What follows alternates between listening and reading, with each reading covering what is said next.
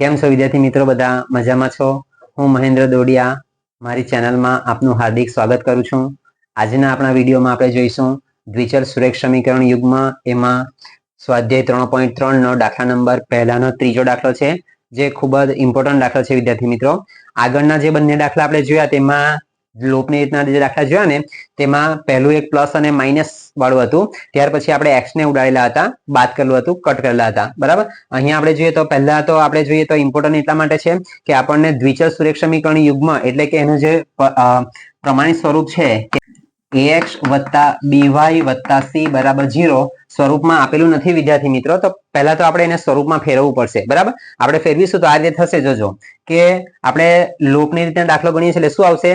તો પહેલા x વાળું પદ આવશે, y વાળું પદ આવશે અને અચળ પદ બરાબરની જમણી બાજુએ આવશે. બરાબર, તો તે પ્રમાણે અહીંયા આપેલું નથી, તો આપણે પહેલા તો એને એ સ્વરૂપમાં ફેરવીશું. બરાબર, આપણે જોઈશું તો પહેલું સમીકરણ જો વિદ્યાર્થી મિત્રો આપેલું છે તે આપણને શું છે કે 3x - 5y. જોજો કે 3x - 5y અને 4 આપ્યા છે, પણ બરાબરની કઈ બાજુ આપેલા છે? ડાબી બાજુ પર છે. ડાબી બાજુ છે તો આપણે એને જમણી બાજુ લખીશું તો માઇનસમાં શું થઈ જશે? પ્લસ થઈ જાય. બરાબર, એટલે 3x - 5y - 4 બરાબરની પેલી બાજુ જશે તો કેવા થવાના? +4.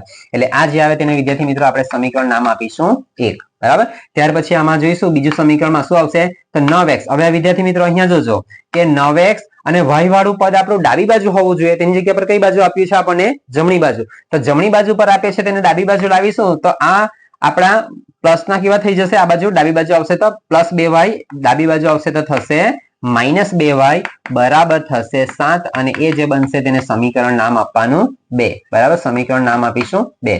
બરાબર, એટલે વિદ્યાર્થી મિત્રો આ સમીકરણ બની ગયું છે આપણું. જોજો ફરી પાછું યાદ કરાવું તો 3x - 5y અને -4 બરાબરની પેલી બાજુ જમણી બાજુ જશે તો કેવા 4 થઈ ગયા? +4 થઈ ગયા. તે જ પ્રમાણે 2y આપણા પ્લસ છે, ડાબી બાજુ આવશે તો કેવા થશે? માઇનસ. તો 9x - 2y બરાબર 7 આવું થશે. બરાબર, એટલે આ 7 જેમ છે તેમ જ રહેશે, ખાલી આ 2 આપણા ડાબી બાજુ આવશે તો પ્લસના કેવા થશે? માઇનસ થશે. બરાબર, હવે વિદ્યાર્થી મિત્રો કીધું તે પ્રમાણે કે કોઈ પણ એક ચલની કિંમતને આપણે સરખા બનાવવા પડે. બરાબર, તો અહીંયા જોઈશું આપણે તો x ને લઈએ કે y ને લઈએ, જે લઈએ તે બધું સરખું જ છે. તો આપણે લોપ કરીશું, કટ કરીશું. 3x વાળું સમીકરણ કટ કરીએ વિદ્યાર્થી મિત્રો તો કીધું તે પ્રમાણે જોજો, ધ્યાન રાખજો કે ઉપરની રકમને નીચે વડે અને નીચેની રકમને ઉપરની રકમ વડે સીધું બરાબર ગુણી કાઢવાનું. શું થશે? તો 3 ને ગુણીશું આપણે 9 વડે, તો આ બાજુ પણ 9 અને આ બાજુ પણ 9. બરાબર, નીચેની રકમને ઉપરની રકમ વડે એટલે કેટલા વડે ગુણીશું? 3 વડે. તો આ બાજુ પણ 3, અહીંયા પણ 3, આ બાજુ પણ 3. બરાબર, તો ગુણીશું તો તે આપણે લખી દઈશું વિદ્યાર્થી મિત્રો. શું થશે કે સમીકરણ 1, જોજો સમીકરણ 1 ને 9 વડે અને સમીકરણ 2 ને કેટલા વડે ગુણવાનું છે વિદ્યાર્થી મિત્રો? 3. તો 3 વડે ગુણીને સરખાવતા. બરાબર, સરખાવતા. તો વિદ્યાર્થી મિત્રો લખીશું આપણે, જોજો ગુણી કાઢીએ પહેલા અને સમીકરણ બનાવી દઈએ. તો 9 × 3. બરાબર, 9 × 3 તો 3 9 થશે કેટલા? 27x માઇનસ 5 × 9 9 5 થશે કેટલા? 45y. બરાબર, ફરી પાછું જોઈશું તો 9 × 4 9 4 થશે કેટલા? 36. બરાબર, આગળ જોઈશું તો ફરી પાછા 9 × 3 અને 9 તારીખ થવાના 27x. જો વિદ્યાર્થી મિત્રો x બંને સરખા સરખા બની ગયા. બરાબર, એટલે કટ થશે. ફરી પાછું 3 × 2 એટલે 3 2 થશે કેટલા? 6y. બરાબર, અને 3 × 7 એટલે 3 7 થશે 21. હવે વિદ્યાર્થી મિત્રો આગળનામાં મેં કીધું તે પ્રમાણે કે આ બંને સરખા સરખા તો આવી ગયા છે. આગળના દાખલામાં આપણે જોયું તે પ્રમાણે કે આ બંને શું કહેવાશે વિદ્યાર્થી મિત્રો? બંને પ્લસ કહેવાશે. તો નીચેનું જે બીજું સમીકરણ આપેલું છે તેનું વિરુદ્ધ ચિહ્ન લખવાનું હોય. વિરુદ્ધ ચિહ્ન એટલે શું થશે વિદ્યાર્થી મિત્રો? પ્લસ છે તેની નીચે શું લખીશું આપણે? માઇનસ. એટલે હવે 27 તમારા કેવા બની ગયા? માઇનસ બની ગયા. બરાબર, તો ઉપર આપ્યા છે પ્લસ અને નીચે આપ્યા છે માઇનસ, તો પ્લસ ને માઇનસ એટલે આ સીધા આપણા કટ થશે. બરાબર, તો 6 અહીંયા આગળ માઇનસ છે તો માઇનસ છે તો નીચે શું લખીશું આપણે? પ્લસ. આ પ્લસ છે તો નીચે લખીશું આપણે માઇનસ. બરાબર, હવે જોજો તો આ નીચે માઇનસ છે, આ ઉપર માઇનસ છે અને નીચે પ્લસ છે. તો જોજો વિદ્યાર્થી મિત્રો પ્લસ અને માઇનસ હોય તો પણ બાદબાકી થાય. ટૂંકમાં વિરુદ્ધ ચિહ્ન હોય તો બાદબાકી થાય અને સમાન ચિહ્ન હોય તો સરવાળો થશે. બરાબર, તો આ પ્લસ છે ને માઇનસ છે તો આ કટ થયા, તેવી રીતે આ પણ માઇનસ અને પ્લસ છે તો બાદ જ થશે. તો 45 માંથી 6 જશે તો કેટલા રહેશે વિદ્યાર્થી મિત્રો? કેટલા થશે? 39y આવું થશે. બરાબર, જોજો વિદ્યાર્થી મિત્રો કે 45 માંથી 6 જાય તો 39 રહેશે. મોટી સંખ્યા 45 આગળ માઇનસ કહેવાશે એટલે ચિહ્ન આવશે કોનું? માઇનસનું. તો -39y એવું થશે. અને 36 માંથી 21 બાદ કરીશું તો શું થશે? 6 માંથી 1 જશે તો રહેશે 5 અને 3 માંથી 2 જશે તો રહેશે 1. એટલે કેટલા આવશે? 15. બરાબર, આગળ જોઈશું વિદ્યાર્થી મિત્રો તો જોજો શું થશે કે 39y અહીંયા લખીશું આપણે -39y બરાબર 15 માટે y બરાબર લખીશું તો 15 ના 39 જમણી બાજુ જશે તો ક્યાં આગળ આવશે છેદમાં બરાબર તો વિદ્યાર્થી મિત્રો થશે આ રીતે કે 3 5 15 અને અહીંયા થશે 13 તાલી 39 બરાબર તો શું થશે માઇનસ નું ચિહ્ન અહીંયા છે વિદ્યાર્થી મિત્રો એટલે શું થશે તો આપણા આ 3 કટ થશે એટલે y બરાબર આવશે ઉપર વધશે આપણા 5 અને નીચે વધશે આપણા 13 તો માઇનસ y છે વિદ્યાર્થી મિત્રો માઇનસ y એટલે એક જ બાજુ માઇનસ છે એટલે આપણો જવાબ આવશે કેવો માઇનસમાં એટલે y ની કિંમત આવશે કેટલી 5/13 પણ કેવા આવશે -5/13 આ y ની કિંમત આપણે ગમે તે એક મૂળ સમીકરણ જે બનાવેલું સમીકરણ છે તે સમીકરણમાં કિંમત મૂકીશું જોજો તો લખીશું y ની કિંમત સમીકરણ 1 માં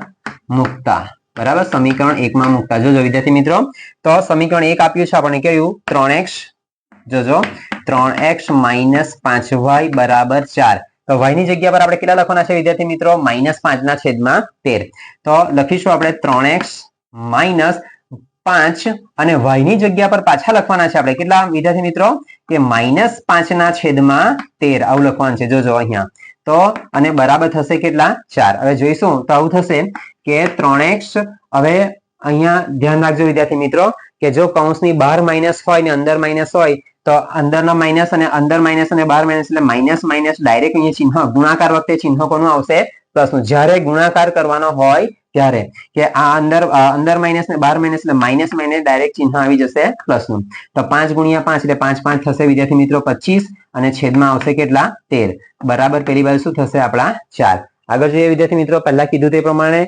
આગળના દાખલામાં કે અચળ પદને પહેલા સુધારવાનું તો ફરી પાછું આ પ્લસ છે તેને ડાબી બાજુ લઈ જઈશું તો આવું થશે આપણું કે 3x બરાબર 4 માઇનસ આખું પદ પેલી બાજુ લઈ જઈશું તો શું થશે 25 ના છેદમાં આવશે 13 બરાબર હવે આગળના દાખલામાં જોયું ને વિદ્યાર્થી મિત્રો તે પ્રમાણે કે અહીંયા છેદમાં કઈ નથી તો આપણે 1 લખીશું અને ક્રોસ ગુણાકાર કરીશું તો પણ ચાલશે કે 13 × 4 જોજો વિદ્યાર્થી મિત્રો કે 3x બરાબર 13 × 4 એટલે 13 ચોક થશે કેટલા 52 અને 25 × 1 એટલે થશે 25 એકુ 25 બરાબર અને છેદમાં પાછા આવશે કેટલા 13 બરાબર તો આ 13 આવશે તો શું થશે વિદ્યાર્થી મિત્રો 3x બરાબર 52 માંથી જોજો વિદ્યાર્થી મિત્રો 25 બાદ કરીશું તો 10 અને આ બાજુ 4 10 ને 2 12 માંથી 5 જાય તો 7 અને 4 માંથી 2 જાય તો 2 એટલે કેટલા આવશે વિદ્યાર્થી મિત્રો 27 બરાબર તો 3x બરાબર 27 ના છેદમાં આવશે 13 બરાબર 3x બરાબર 27 ના છેદમાં 13 આના છેદમાં કઈ નથી તો 1 લખીશું વિદ્યાર્થી મિત્રો ક્રોસ ગુણાકાર કરે તો શું થશે આ રીતે જોજો કે 3x × 13 બરાબર થશે કેટલા 27 બરાબર ફરી પાછું જોઈએ તો 13 × 3 43 થશે કેટલા 39x બરાબર થશે 27 બરાબર આગળ જોઈશું તો 39x બરાબર 27 માટે x બરાબર થશે 27 ના છેદમાં આવશે 39 બરાબર ફરીથી પાછા આપણે ભાગ પાડીશું વિદ્યાર્થી મિત્રો તો 3 9 27 અને નીચે થશે આપણા 13 તાલી 39 3 3 ફરી પાછા કટ થશે એટલે x બરાબર આવશે કેટલા વિદ્યાર્થી મિત્રો 9 અને છેદમાં આવશે 13 એટલે x ની કિંમત આવી કેટલી આપણી x બરાબર 9 ના છેદમાં 13 બરાબર આપણે ફરી પાછું લખીશું તો x અને y તો x ની કિંમત આપી છે આપણને 9 ના છેદમાં 13 અને y ની કિંમત આપી છે વિદ્યાર્થી મિત્રો 5 ના છેદમાં 13 બરાબર તો વિદ્યાર્થી મિત્રો આ સ્વાધ્યાય 3.3 નો દાખલા નંબર 1 નો ત્રીજો દાખલો છે ઇમ્પોર્ટન્ટ દાખલો છે પહેલી પરીક્ષા માટે પણ ઇમ્પોર્ટન્ટ છે અને બોર્ડની પરીક્ષા માટે પણ ઇમ્પોર્ટન્ટ છે તો એને લખીને પ્રેક્ટિસ કરજો તો આવડી જ જશે બરાબર તો આ દાખલો અહીંયા પૂરો થાય છે હવે પછી મળીશું આપણે નેક્સ્ટ વિડીયોમાં ત્યાં સુધી વિડીયોને જોતા રહેજો લાઈક કરજો શેર કરજો ત્યાં સુધી ટાટા બાય બાય